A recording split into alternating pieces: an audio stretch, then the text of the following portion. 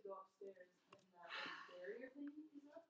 So I didn't really realize it, but I walked all the way to the opposite end of the building to the wall. Oh, the fire barrier. Because it looks funny having it, or being blocked out of it. Yeah, it's blocked. I just didn't know we were here. Or I forgot you were. I was gonna go upstairs. Oh, you're Ellie. Excuse me for introducing myself. I'm Dr. Cohen. Welcome. Let's go around, quick around. Ellie's here to visit the music ed department today. So can you give us a little bit about where you are in school and kind of what your hopes are career-wise? I go to Buffalo Grove High School right now. It's a suburb of Chicago. I'm looking to come here next year and major in music education, and I play the flute. Ooh. Well, welcome. Welcome. So we normally meet in a different room, but we're doing GarageBand today and Friday. So we're here, and our hope today is that everyone has a chance to share a little snippet of something they've created. And so my invitation will be for Eric and David to do that maybe around 9:15-ish. If you have something, if not, you won't. The original assignment is to take your round and create some kind of interesting GarageBand arrangement, and that's what you're ideally going to share. And if you're in a place where you have that done and you want to move on to a different GarageBand project, our purpose is for you to explore GarageBand enough that you are comfortable using it and can think about ways of applying it to teaching. That's pretty much the goal. Thank you, Marianne. So a couple other things. The speech ensemble was due Friday. So most of you turned that in, and if you turn it in electronically and I haven't seen it yet, tell me, because I didn't see the electronic one, there's the hard copies. Because your plan is to get a little bit of feedback from me and then copy for everybody to have in their resource book. The other thing that you're doing for today is to writing a reflection on your teaching last week, and then revising your plan for what you're going to do at the Man Elementary School, and then sending that to me via email. Yeah, Are we teaching at Man every single week? between now and Yep. semester. Yep. Okay. So the recommendation I've made via email and for some of you in person is to have an anchoring song, a beginning song and a closing song, so you have some structure to what you're doing. Even an anchoring song like "Happy Trails to You Until We Meet Again," or another goodbye song. And hello everybody, and a hello song. I've given you a couple, and there's a lot of really simple ones you can create. Questions? And those of you that are not doing the Man Practicum, I want to find a time to visit you sometime between now and the end of the semester. Man Practicum, though, videotape yourself, because I won't be able to come every week. My hope is to come the next time, not this week or next week, but so you had 2 times on your own, and then I come back next week. That's my schedule. Questions? I was wanting to do a training or arrangement electronically. Okay. So I can print it for everybody. Great. Print just one for me so I can give any feedback before we copy it for everybody. Other questions? All right then. GarageBand. Question, Mary? Okay. All right. Ehler has been our expert teacher for GarageBand. Have you used GarageBand before, Alan? Yeah. Awesome. Well, you can be our expert teacher too then. So I'd like to start off dealing with any questions that might have arisen over any work anyone got done over the weekend, particularly for people who weren't here on Friday. Then I'd like to talk for a little bit about how to actually use GarageBand in general music settings. So first up, does anyone have any specific questions? Yes, Jay? Mine, so I worked on it here, and I saved it under my documents on my folder, and it's not there. I can't answer that one because I have no idea how the lab folders or files work. So I need to redo that. Do you have a way for Ellie to maybe log on her computer so that she can actually participate? Me? Yeah. Oh, for Alex. Oh, yeah. Yes, it's lovely. Yeah, there's some sort of a guest account system, but I think you have to call ahead. I'm not sure. Let's see. Yeah. I just zoomed out and I saw how you zoomed out again. Yeah, to zoom in and out, there's this bar up in the top right of the track list. You can use that, or you can hold down on Command, use the scroll wheel, and on a laptop you can pinch zoom.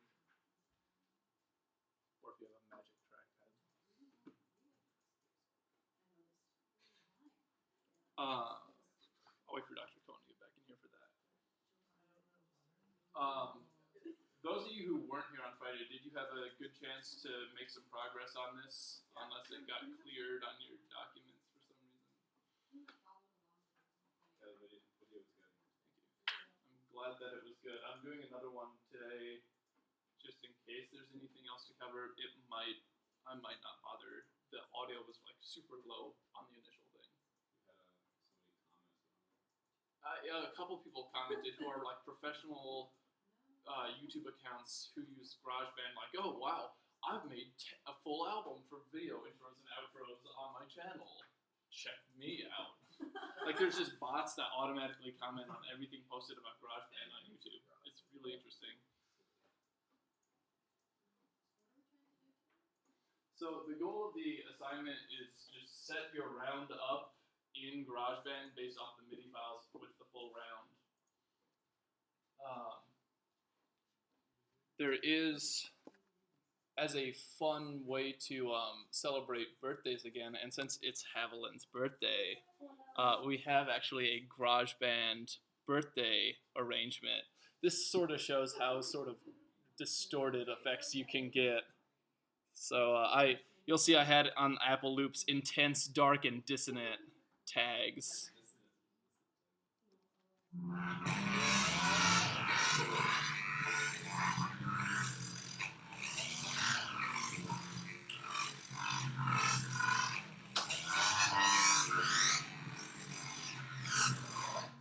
So happy birthday, Haviland. That had a pickup as well, and that's another example also of setting bar 2 to really be bar 1 when you're dealing with pickups in GarageBand. Yeah. Thank you, Ehler. Yeah. Very creative. Just like the happy birthday or intense. I don't know which. I like the dissonance.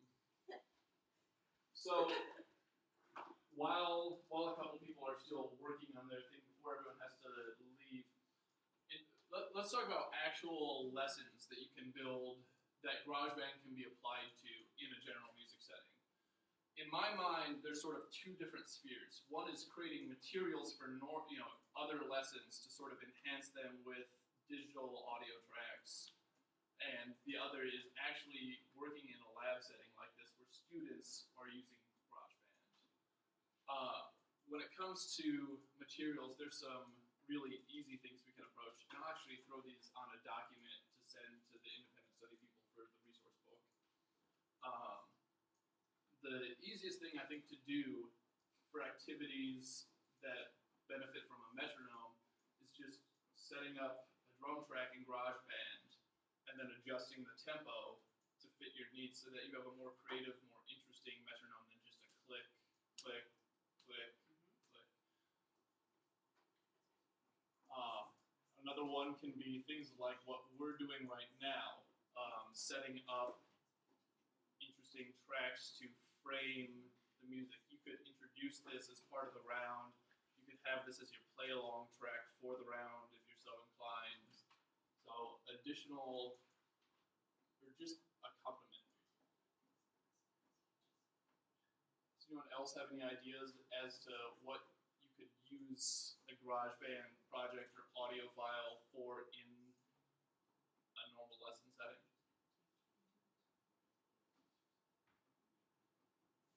Kind of get them to experiment with genres. Yeah, you could use different examples, easily set up some different timbres to show them different genre ideas.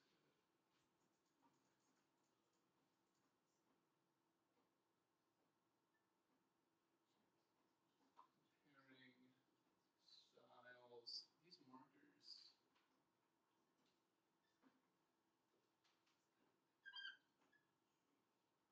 And even timbres.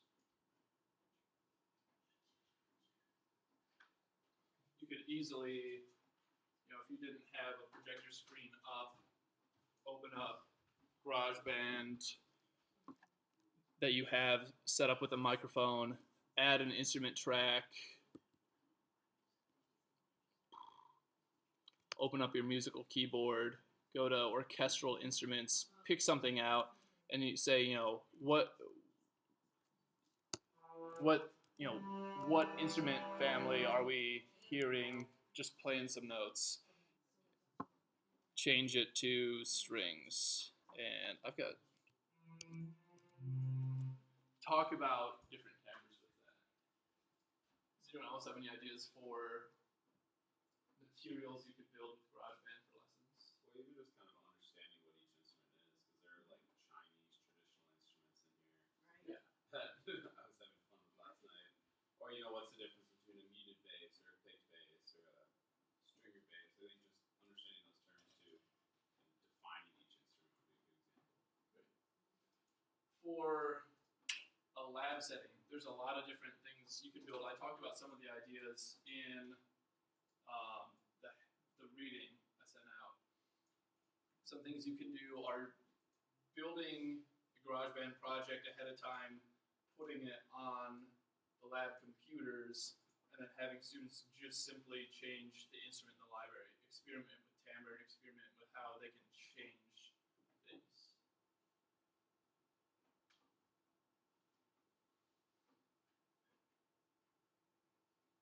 There's a green marker that probably is just as bad. Can anyone read that? Okay. The ink's better. I have trouble with that color. Preset projects for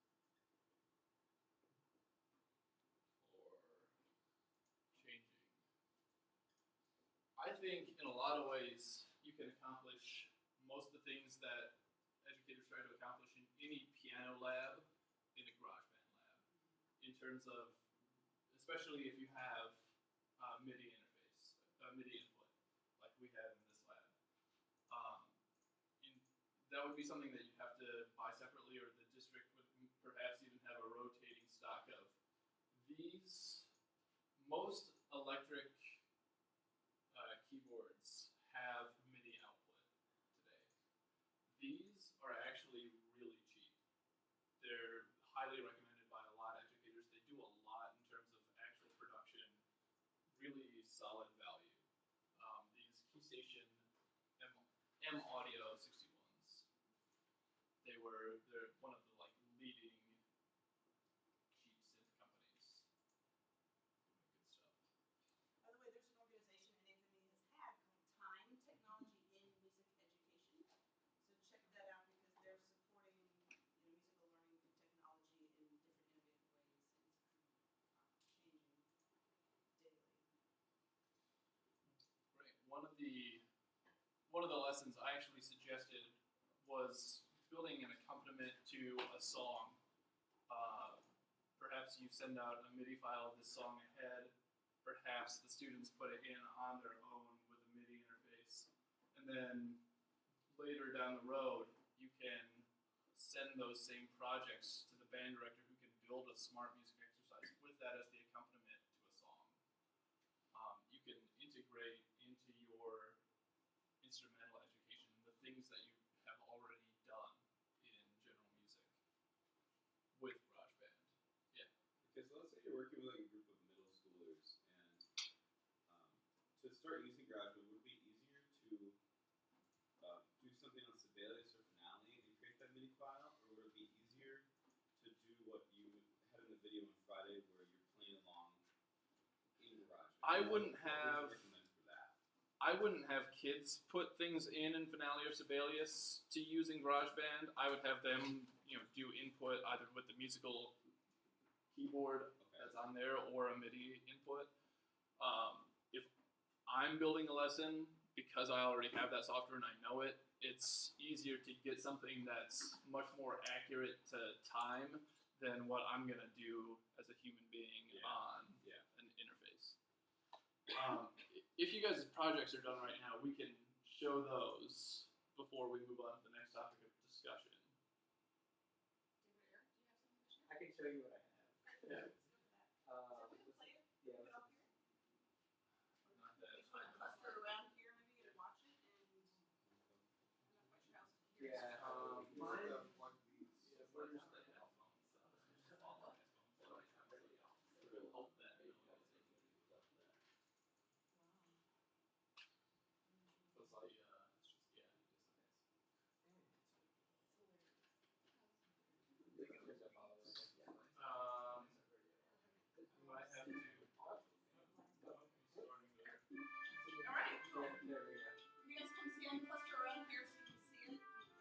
see it where you are. Yeah. Fine.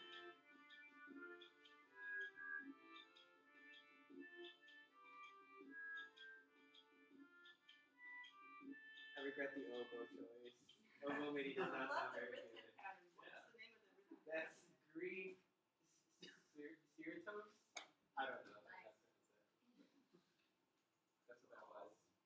I have a question. So my round's in 3/4. Yeah. So a lot of the drum tracks that I found, like they loop it pretty much in 4. There has to be a way I can put it in 3. Yeah, you have to change the time signature up at the top.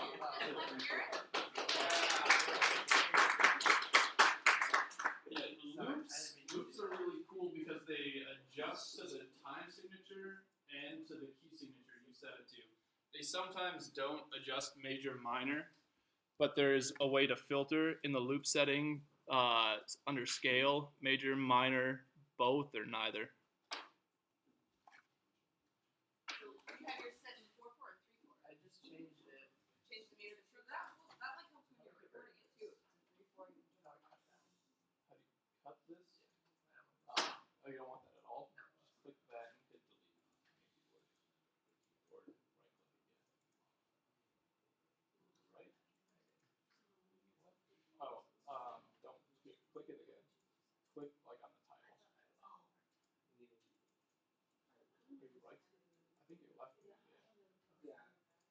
I was gonna see that again by accident. I could find like a couple of X's from that. This could. Just one quick announcement for Wednesday. We're going to be in the room on the 3rd floor Wednesday. And watch for an email from Eric about reading from Gordon. We're going to be doing Ed Gordon's music learning theory Wednesday. All right, David, how's it going? We'll see how it is. I haven't listened to it Yeah. since these changes, so they could Okay. be right.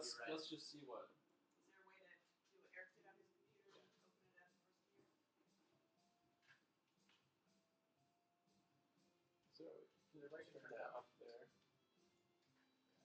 Can you start it again? Yeah. I think it sounds okay. I think it's right. You just hit play.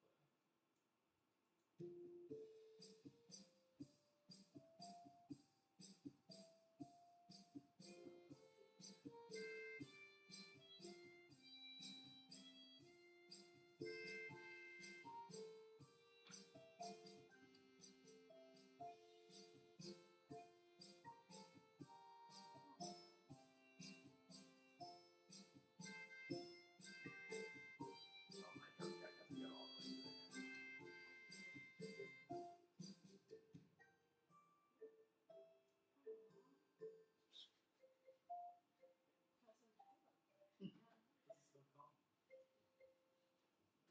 This is so calm. So Alex, what we did is at the beginning of the semester, everyone led a round, and they're taking the round that they led and singing that into the recording, playing it, or choosing some kind of a sound and making a garage band arrangement based on that round.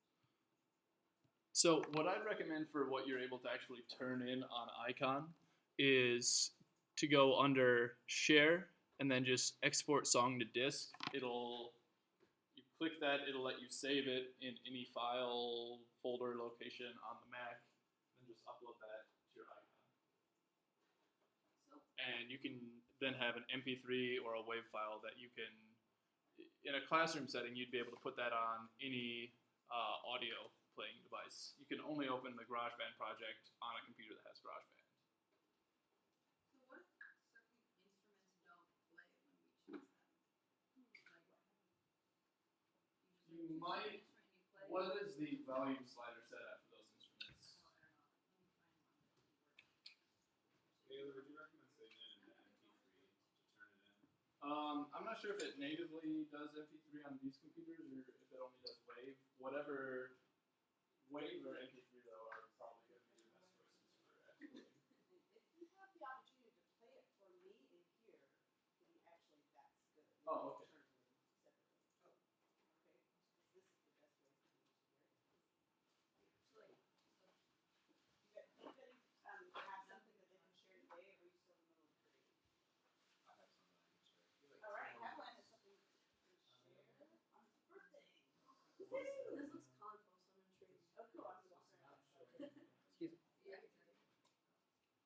Yes, I'm gonna share. It's making his lip really loud.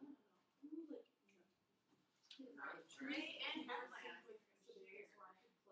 And so, you know, I'm pretty sure they do with finale, but they don't with Fidelity because they don't have the drivers set up properly for Fidelity.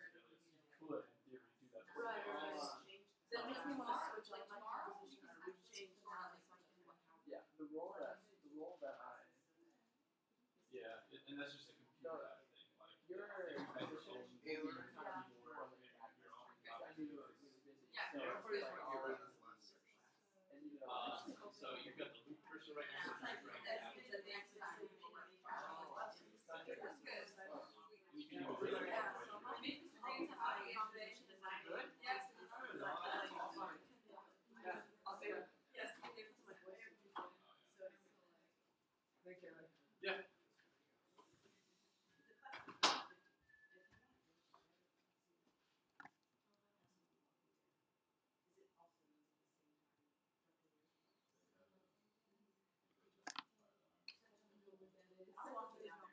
So let's briefly talk about the practicality. Right. I've never seen it. Let's briefly talk about the practicality of actually running a GarageBand lab-based lesson in a general music setting. There's a number of things to consider. One is that you have to have, for a computer, a Mac, or you have to have access to iPads, or in theory iPhones, but I don't think anyone is doing one-to-one with phones. You would probably want a MIDI input device like we have here for most lab-based lessons, because you'll want to be doing more playing in than just dealing with pre-created MIDI files. And some people will do fine with the keyboard typing that GarageBand has if you don't have a MIDI input, but at the end of the day, you're able to do more with one of these MIDI input devices.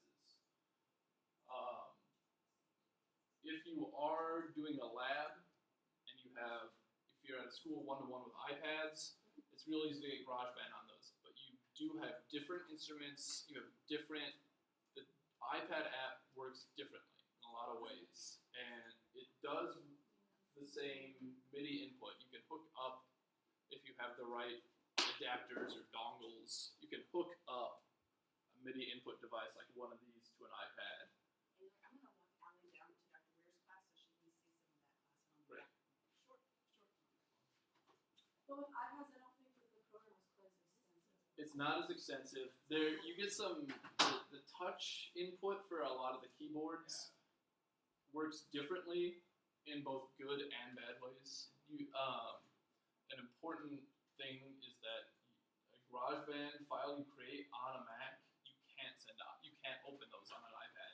You can open up a GarageBand file you created on an iPad on a Mac. So if you're a teacher and you're building a lesson for a GarageBand lab on iPads, you can't build that lesson on a Mac. You have to build it on an iPad if you want them to open up all the same file that they're starting with. If you don't, then you can just grade or assess them on your Mac when they send from their iPads. A lot of schools are going one-to-one with Chromebooks, and a lot of schools already have Windows-based labs. GarageBand doesn't run on those. On Chromebooks? No, it's an Apple-only product. Well, Chromebooks Oh, I are guess so. only good, like you can't. Right, you can only run web apps on those. One thing that you can run on Chromebooks, it's sort of like GarageBand. It's called Sound Surge. I heard about it from the trumpet TA Ken. He really likes Sound Surge. It does things. It's not as great as GarageBand, but you might be able to get decent mileage out of it. I don't know a lot about the program, but it's something to know about because so many schools are doing one-to-one with Chromebooks. It has a free and a pro version. For what you would actually probably want to do with labs, you might need the pro version. But for just basic stuff, you can play with it yourself on any device you already have other than a mobile device. If you want to build materials for lessons, like we talked about, but you don't have a Mac of your own, or you don't want to use GarageBand.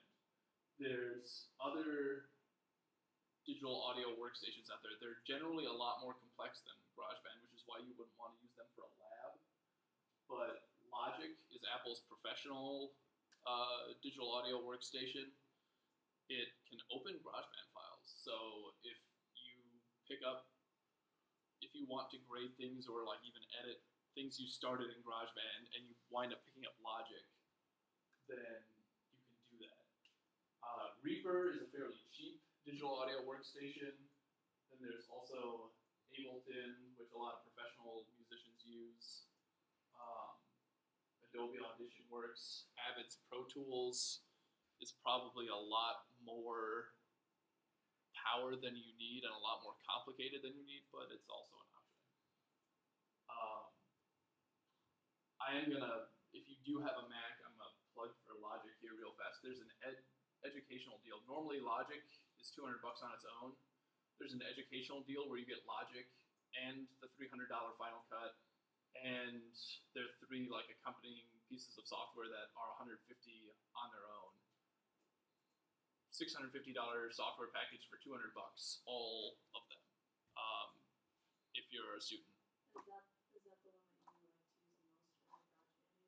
I just picked that up last week. I've been playing around with it. It's more complicated than I assumed it was, but it's cool. You can do like real auto-tune on it, and you can do vocoder, and you get a lot of additional instruments that you can run in GarageBand with it.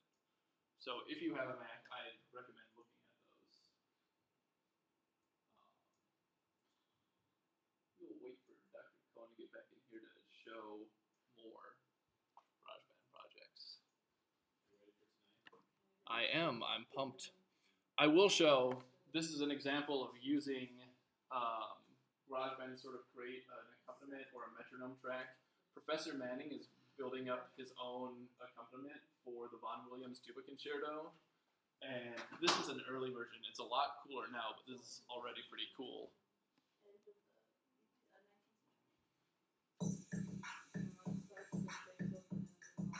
He's built this all only using Apple loops. He doesn't use any MIDI input. I was just saying, Professor Manning is building his own GarageBand electronic accompaniment for the Vaughan Williams tuba. This is an early version. It's the coolest now.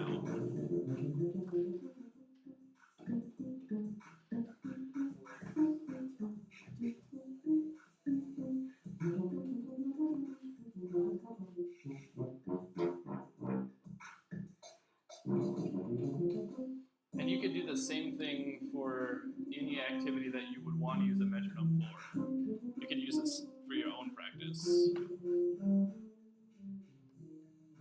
Alright. We were just talking about some of the practicalities of using a GarageBand lab and some of the things that you have to consider in terms of building one, the logistics. Who had one that they were ready to share? So close. Want to be perfect.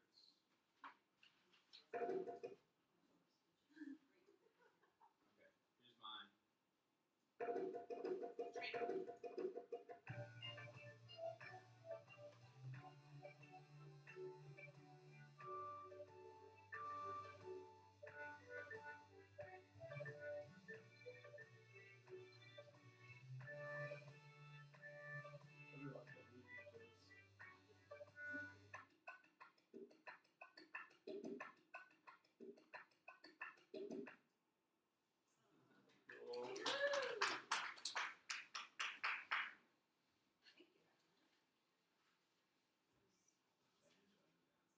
I did post a video, and I'll send this out, covering the couple questions that arose on Friday in terms of cutting the audio, and I think there was a problem with loops that I was having. I don't know that anyone else was having it, and then everyone else had a different problem with loops that I can't replicate, so I can't give a great answer for.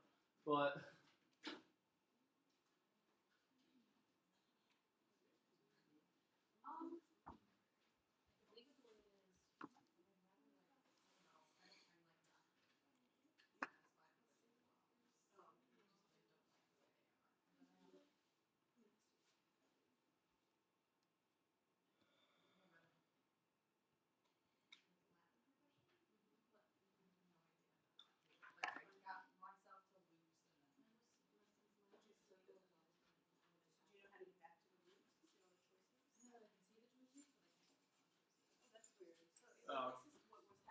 Yep. David And on Friday. I don't know how to I think solve it's this. something where you have to click one of these first. Try double clicking an instrument after opening the Apple Loops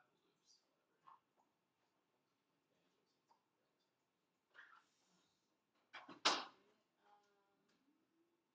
Do I like add a new thing? Yeah, try that. Adding a new anything. Alright, Yeah, just software instrument.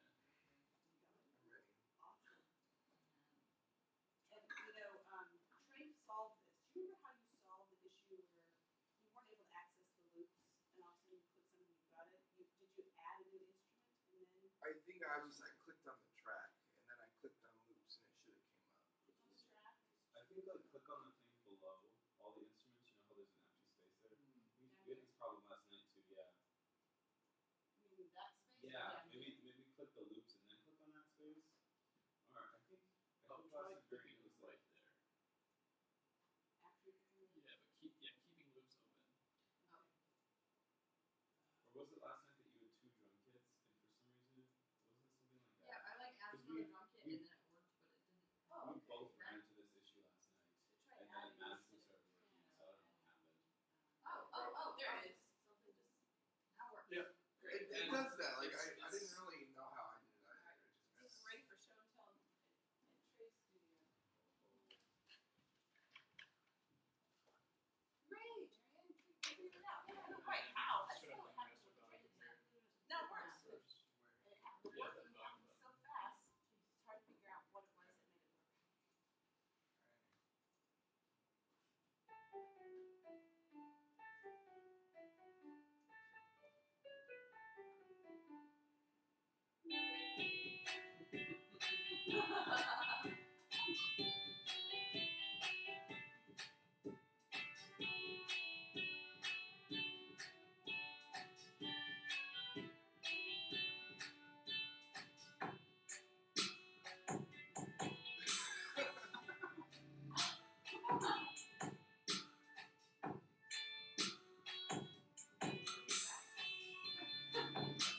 Boss beat, boss level beat. And that would be louder.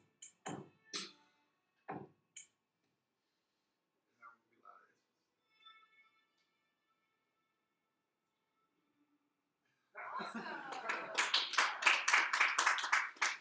Yeah, it does make it really, it's really interesting what you do with texture. That could be, the main musical element that you're exploring with your students, and then having them play with texture. And think of the overlap between audio, the sound and the texture, and maybe with a visual art piece. That's what's I've always blown away when music teachers have very cool visual art pieces that kind of parallel the learning that's going on, so students can make those transfers. They can do something with movement that gets a little more complicated. Thank you. There we go. I want to touch on the advanced features while the last people are still working, but before that, another quick logistical note in terms of using this in a lab setting. There are 13,000 loops that come with GarageBand, and there's a bunch of instruments. Most of those you have to download after you've installed GarageBand on your personal computer. They're all installed already on these, but if you were deploying this in a lab setting, you'd have to have the IT people go in on each computer and set up these libraries to have full access to them. You could also decide not to have access to them. It's to restrict certain loops. It's not very flexible though. If you don't have them, you need a password, an admin password to install new instruments or new loops. So if you don't do that ahead of time, you've sort of locked yourself out. There's a couple things that you can edit on any track, whether it's an audio track or a MIDI instrument track. Your two options are going to generally be found either in Smart Controls or the editor. So for example, this MIDI I threw in for Happy Birthday, I can rebalance with the Smart Controls. I can change the low end, the high end. I can adjust sort of equalizer-based things on the EQ. I can change the ranges of different things. and that's something I don't know enough about audio engineering to tell you a lot about, but you can play with these things. How did you get to that screen down there? This screen is, if you click Smart Controls on the top left on a track, you can select either Controls or Equalizer. Under Editor, there's other features. One of the coolest things, I think, is the score for a MIDI input. You can see the score of something, and if you've put it in with a MIDI input device or your musical typing, you can set it to a different level of what's called time quantizing. So if you set it to like 64th note time quantizing, it might start, and you put it in yourself, it might start what you thought was beat 1, a 64th note ahead tied into beat 1. You can pare down the time quantizing to just what you need so that it's the most. You open up the editor on a MIDI track. It has to be on a software instrument track. And then there's piano roll and score. I just drag this up. You get additional settings on all of these when you drag it up. And then can you play your GarageBand piece and have the score? Yes, if you've if you have you can only have it set to one of the tracks at a time. That's a feature of Logic, is that you can, if you have multiple tracks, you can see all of them on a score.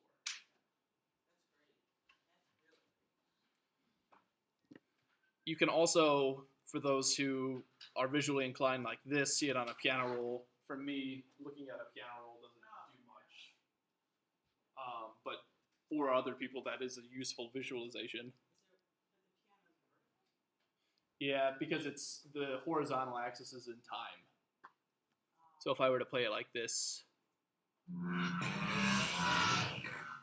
this is this one still. I should switch back to my other.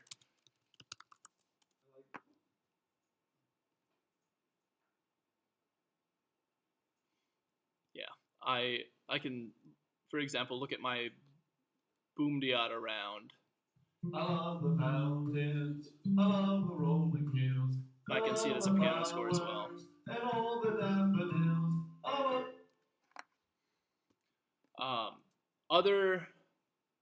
Other advanced settings, you have to select this show hide automation feature.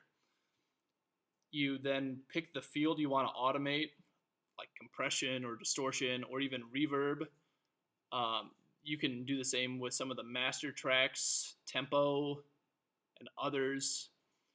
And then you can adjust, you can create points on this slider, and you can adjust the volume just at those points. So say I wanted to bring the volume down on just this track in the middle point, you can lower it and then bring it back up right there.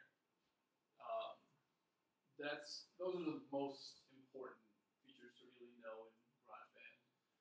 When you don't use some of the advanced features a lot, but if you find yourself using the advanced features a lot and also wanting more advanced features, consider picking up Logic, because I could open this project up in Logic and then have access to all those same settings.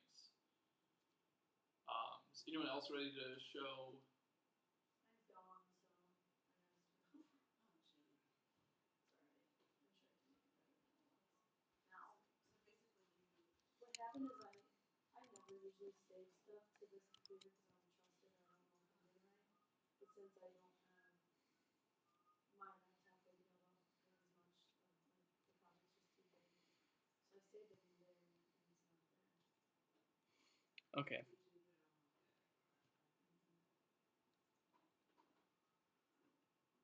So there isn't a WAV export. I was mistaken. There is MP3, AAC, and Apple lossless.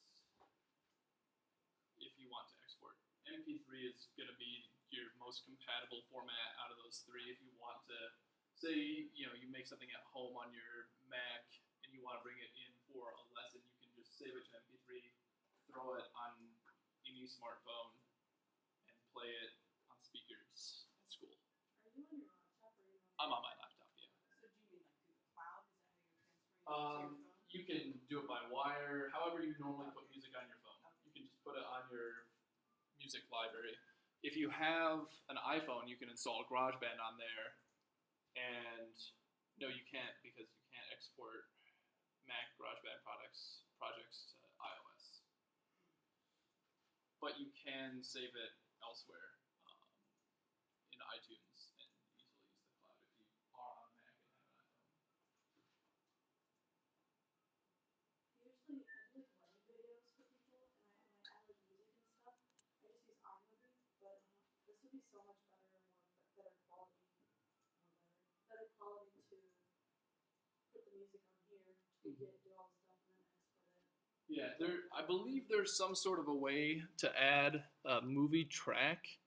I know a little bit more about how Logic handles that, but you can set a movie. I don't have an example to show this, Oh, that's okay. but Export it. yeah, there are definitely ways to work on making movie tracks with this. With Logic and other professional level digital audio workstations have a feature called Rewire, and you can use that with Finale or Sibelius to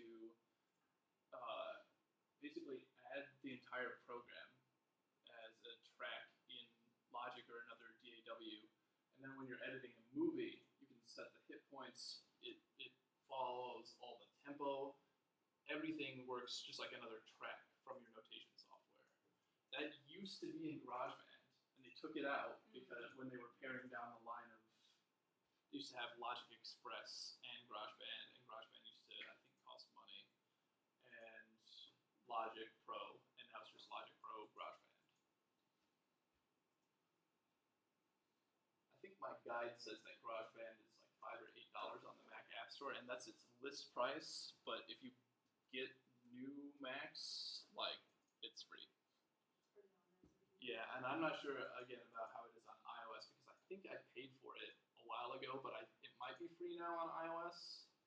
I don't. I don't think I paid for it for my iPad, but I also know it's not nearly as expensive.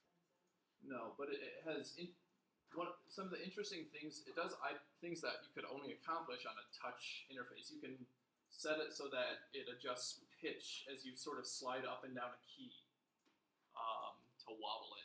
And you can even set it so that it only works in a major scale or a major pentatonic scale. There's definitely advantages to using GarageBand on an iPad for lessons. On my phone, it's one of the essentials. So it's like, yeah, I guess I don't know. I put like the essentials away in a little thing because I never use any of them. But Yeah. this is already on my phone. I can download it from the cloud.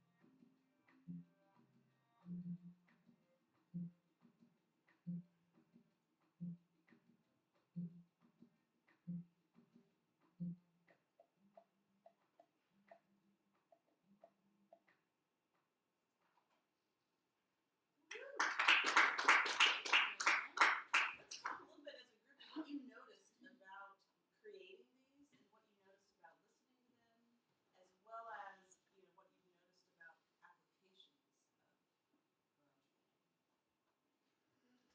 Easy. Oh, it's like not that difficult to figure out like the bare minimum of like what you want to get out of it, but then it's really easy to just like fall into a rabbit hole. Like, oh wait, I want it to sound exactly like this, and then it takes you like an hour to figure out. To like, because there's some, it's like visually just, yeah. What proposed the people like reading it did like sing your melodies? Why'd you choose to have them be instrumental instead of sing? So we were actually encountering some issues. Those who pre-recorded them, it didn't line up perfectly. perfectly right or sometimes perfectly in time, and we had some issues. You have to then go in and edit tempo tracks. It became about as much work as the rest of the full project to manage that, unless you recorded it along with your MIDI instead of just on your own. And that was, I should have asked people to do that, but I felt like I was asking the MIDI at the last minute anyway. And so then asking people to record with something they did at the last minute, I felt axing the requirement was probably our best approach. Now, the easiest way to do that would be actually in this lab just to sing into the mic. However, we had X number of us, and we didn't want to deal with all the additional sound. It was a big I always just liked using all the different instruments. Why would I want to hear my own voice when I could have an oboe play Donkeys and Carrots? Or a deep organ? There's very fun instruments. There's a lot. One of the interesting things. There's so many different synthesizers. It's probably keyboards and synths are the bulk of the instrument choices in GarageBand and Logic. I like playing with all the instruments and just experimenting. They sounded together. Or then when Ehler in the video, Ehler suggested that we start out with the bass. I thought that was a good call because it was. Yeah, that's what I just felt keep worked for building mine. off of it. Yeah. So I don't know. I love that. I love this. So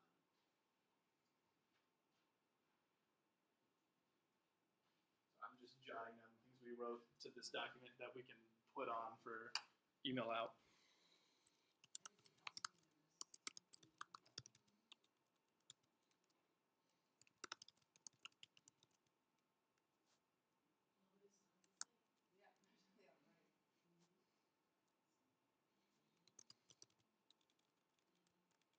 I think students would really appreciate, especially if you'd already introduced the round, because they're not going to hear all of the extra that you have in your classroom file. So if you were to teach the round Donkeys and Carrots, and then he played his file with like his drone or whatever he used, that could just, they could say, well, what if we try